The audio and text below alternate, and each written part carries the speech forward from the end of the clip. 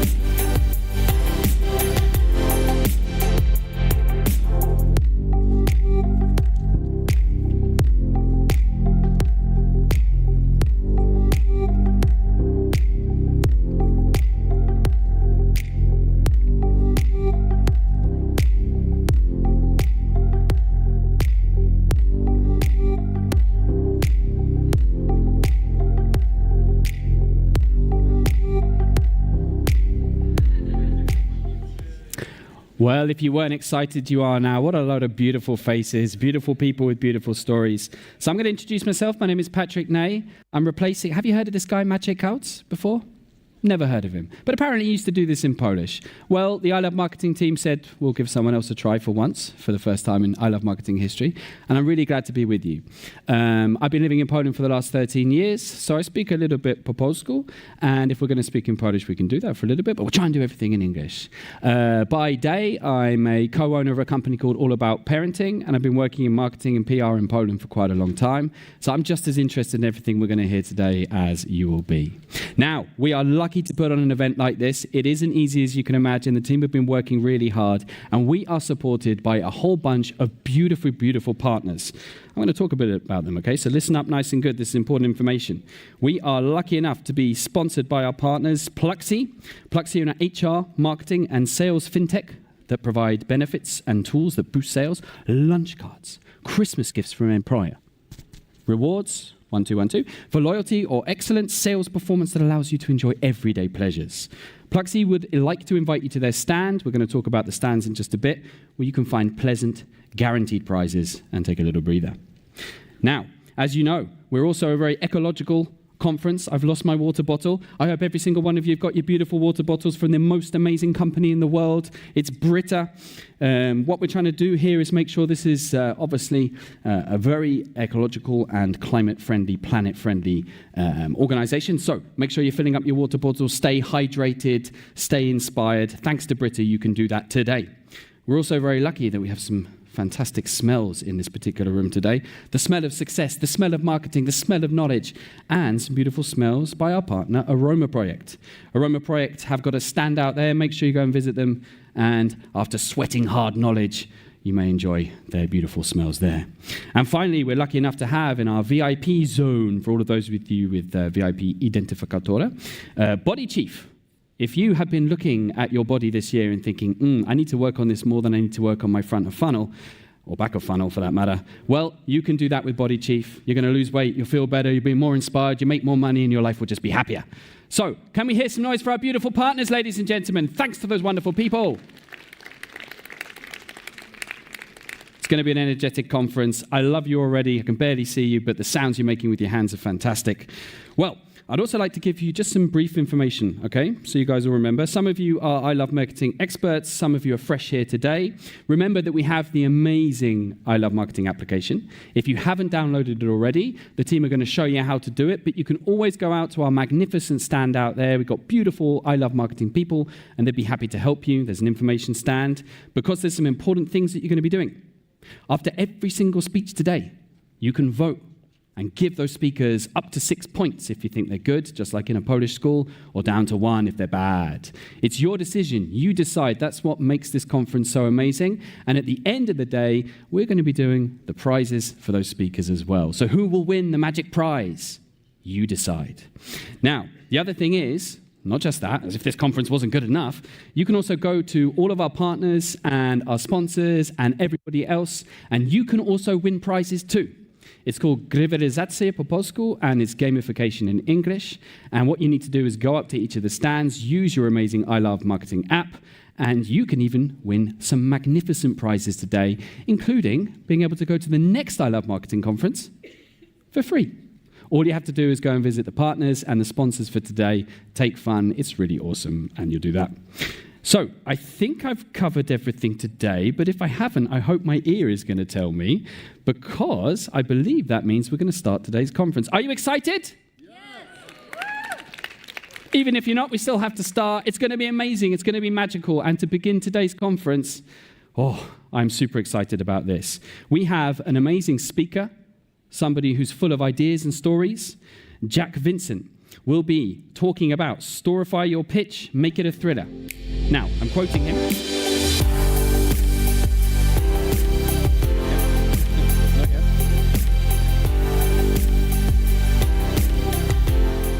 It's rough and ready, it's not magic counts, but I'll do my best.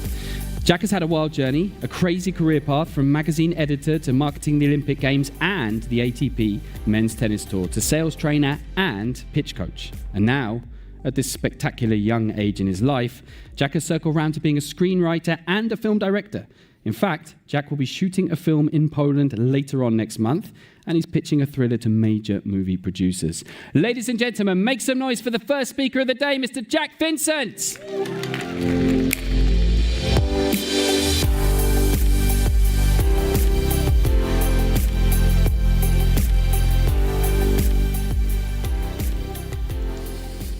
I see missed opportunities just about every day in what I do. I work with a lot of companies, and measuring sales is very difficult. Where in the sale did you lose it? It reminds me of Gregor, a CEO of a medtech firm. His salespeople are out chasing clients, prospects. His marketing team is out building funnels, and he's out pitching investors. And his case studies were just falling flat. They weren't resonating. They weren't driving engagement. No impact, no context. So a colleague of his says, do storytelling. So he tried it, and it actually got worse. It didn't feel right, and they just went back to doing it the old way. And in my view, that's a big missed opportunity. Sales, online funnels, are you driving engagement with them? What is the outcome of that? Don't do storytelling because it's cool. Don't do it because it's trendy.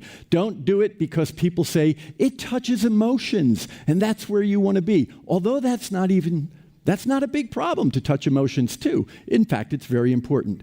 But there's a specific reason.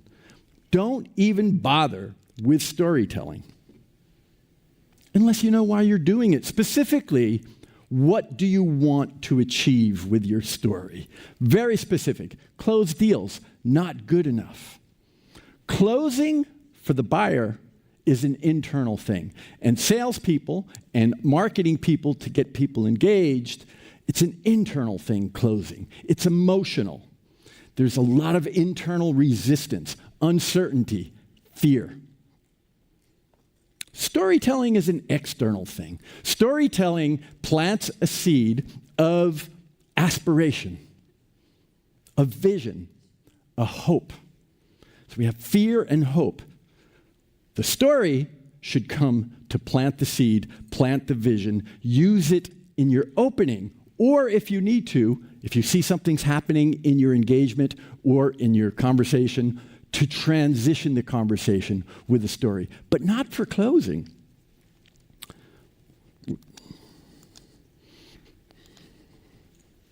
The purpose of a story in sales and marketing is to start a conversation.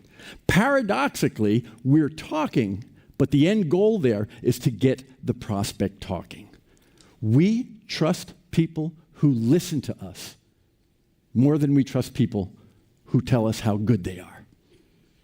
It's human psychology. But how do you get yourself in a position to listen? You don't walk into the meeting and say, yeah, talk to me. No, we need to do things actively to prompt that. And a story is a brilliant idea. A story is an invitation for the prospect to tell their story. And that's where we want to be early in engagement. That's where we want to be early in a pitch. Think of it, family dinner, holidays. You tell a story, and then Uncle Tom tells a story.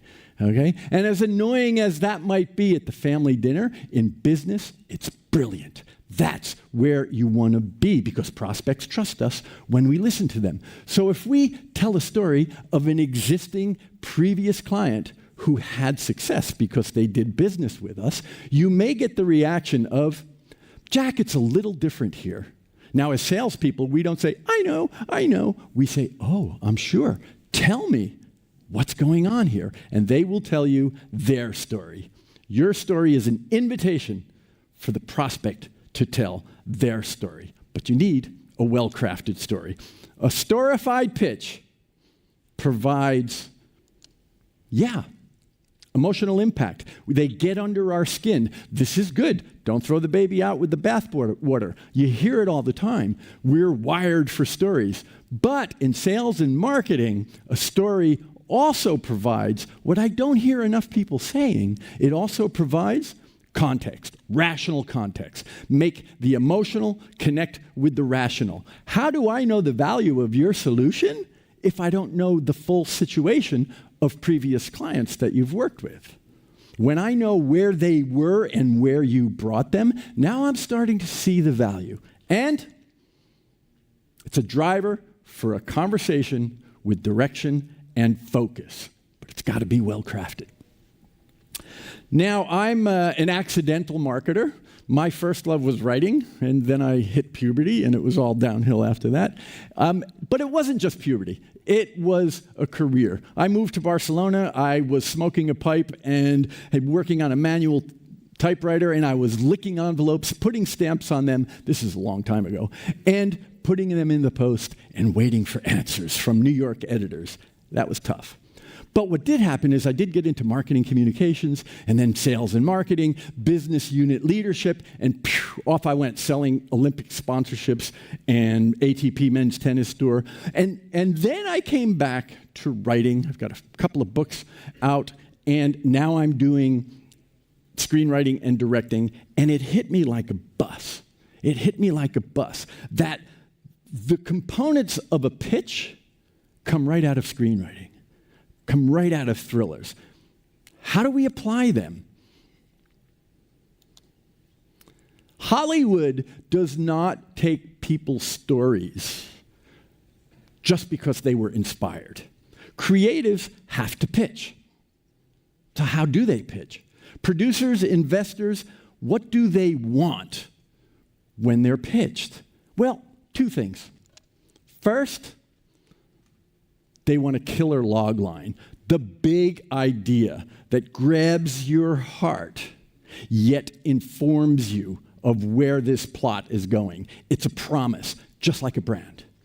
Not a summary of the whole thing, okay? It's the unspoken for you, and a lot of times you're developing your pitch, and you know what your log line is, that catchy point, that driver that brings people in and gets them leaning forward.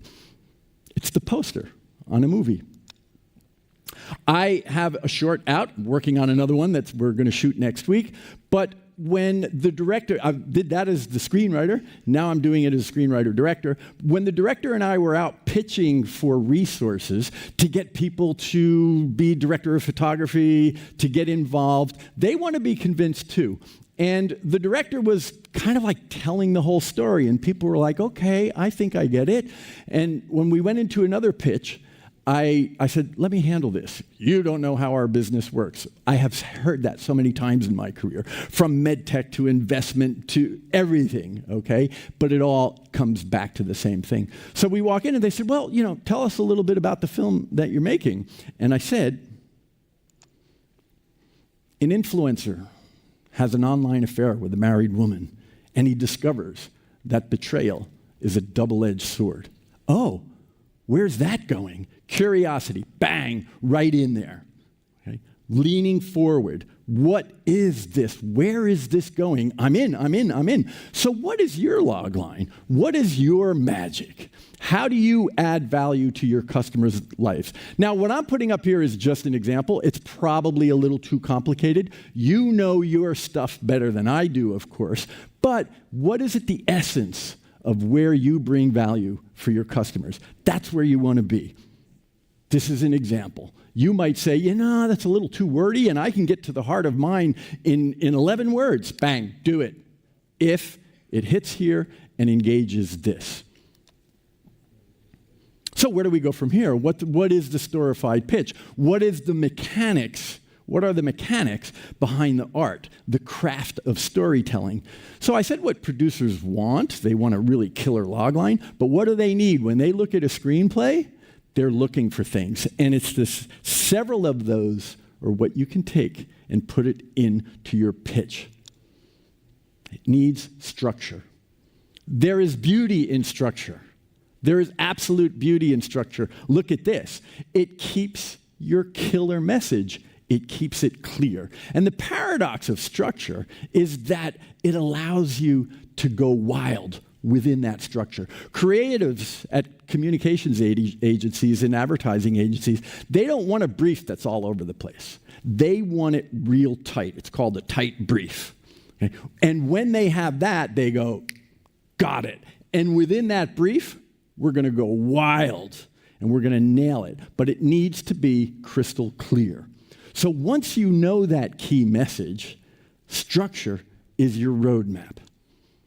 I've broken it down to 7 beats that I've taken out of screenwriting and novels. Some say there are 20 beats throughout. A beat could, and some people, like actors, when they're working in a scene, they say, and in the middle of the scene is a beat, so that would give you like 200 beats in a movie. But it's when something new is introduced. Something new is introduced. Clarity and context and emotional impact. So let's get started. What are these 7 beats in a pitch? In marketing engagement. What are they? You have a hero, a heroine. Spoiler alert, you are not the hero, your customer is. So the story is about existing customers that have had success by working with you. So who are they? And if you're just starting out, what type of customer would that be? Would it be a director of production at a plant? And yes, there are people pitching people like that, okay? Is it a marketing communications manager? Is it a CEO? Are you minimizing, increasing? Okay, but who is that person that is going to make the decision to bring you further into the organization that you're pitching? It's a deep connection, and we connect with them when we see that, I have a job like that, okay? But of course, there needs to be a challenge. Something needs to change. A challenge could be a problem that needs to get solved, or an opportunity that should get exploited. But what is it? This must be clear. It could be one sentence. What is that challenge? Okay? The challenge that your previous clients had when they decided to engage with you, but turn it into one.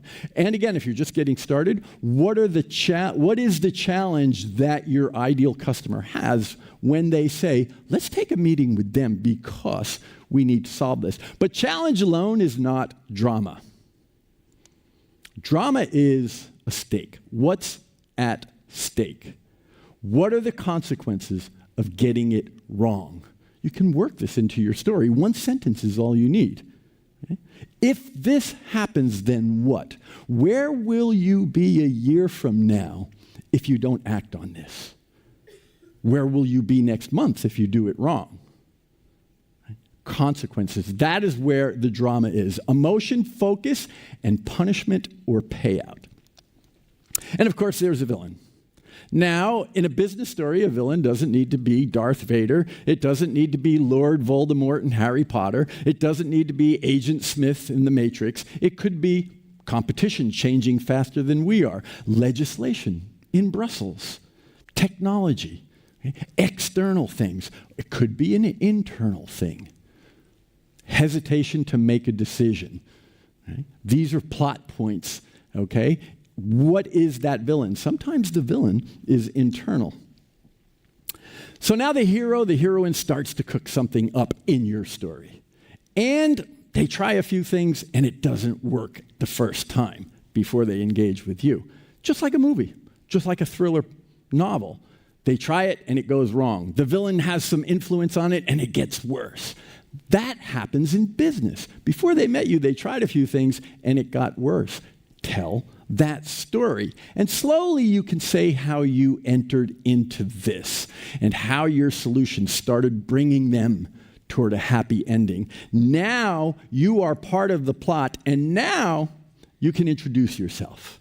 Now you can say, this is what we did for them, and here's who we are. At this point, they want to know about you, but if you walk in and say, let us tell you about our business and all these other things, you're trying to sell me. But when you put some drama and a story into it, it's like, hey, who are these people? How did we get here? Your point of differentiation.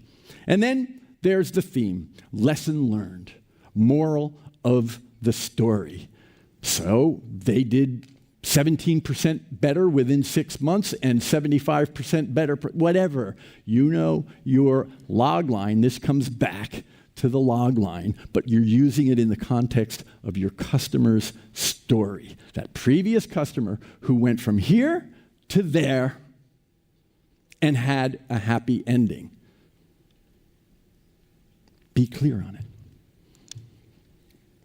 So the one big thing, the killer logline, it's directly related to your competitive advantage. How do you help your heroes? That's your logline. That's what you go in with. Or why should we take a meeting with you? Because we, boom.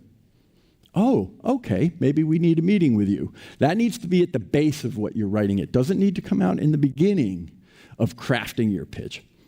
Okay? How do you help your heroes? Build a story around that. So we have a hero, heroine. We have their challenge. We have a stake. What are the consequences of not doing it at all? What are the consequences of getting it wrong? What are the consequences of getting it right? We have a villain. We have a plot.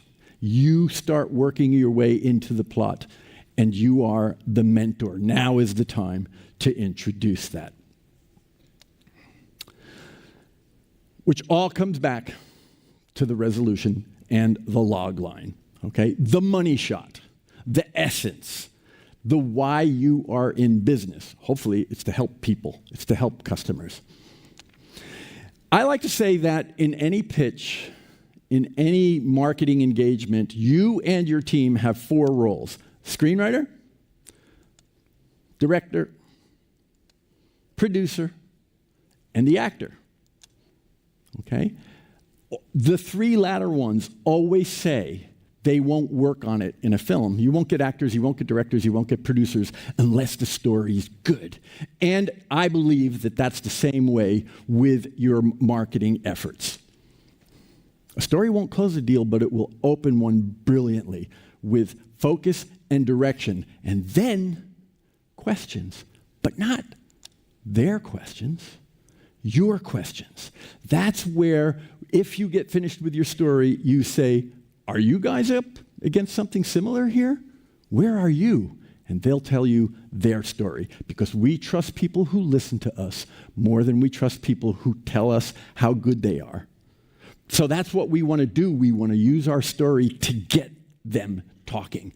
And when they're talking, they're trusting. Storify your pitch. Make it a thriller. But when you get it right, it's more than a thriller. It's a love story between the mentor and the hero. Make your pitch a thrilling love story. And let's connect. Maybe we'll have a professional love story. Love it if we connect. That's my LinkedIn. Love to connect with you. Thank you very much. Patrick. All right. I told you it was good. Huh? I keep my promises. Jack, you're also my buddy, but it's not the end of the show. Okay. So we've got a bit of shooting to do. I have some shooting to do. You've got to, okay. Now, there's a couple of rules, okay? So most important is don't shoot that chandelier up top. Well, there's some physics behind this. Yeah, if I it's shout possible. at it, I'm sure it will It's possible. Yeah? Second thing is please don't hit any I Love Marketing crew, because we still need them, at least until Friday. I'm an amateur, man. And third of all, well, you can shoot wherever you like, Jack, so far away. Yeah, but not too close, right? I mean, Yeah. front row is probably out. Okay, here we go. Oh, my God. That was quite close to the chandelier. Yeah. Okay. Anyway. Make some noise for Jack Vincent, guys and I'm a girls. soldier. Thanks, buddy. Thank you, mate. Good work, good work. All right. Well, we started off with a banger, but the bangers are just about to come. Now, I did forget a couple of things. So for those of you who are in the process of learning English and you like maybe a little bit of